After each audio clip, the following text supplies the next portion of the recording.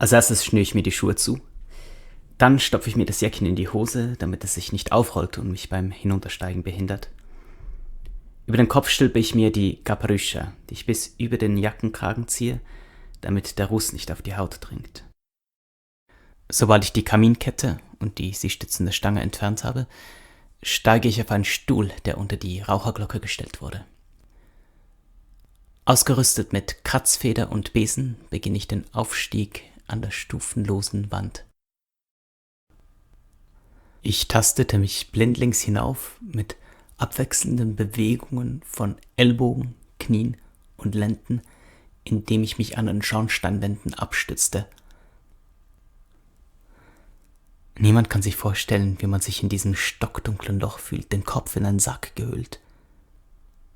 Je enger der Kamin ist, desto größer das Gefühl zu ersticken.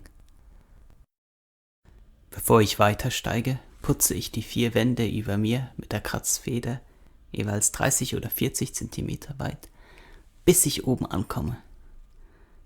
Nachdem ich den Arm hinausgestreckt habe, um zu beweisen, dass ich die Arbeit zu Ende geführt habe, schreie ich Spazza Camino!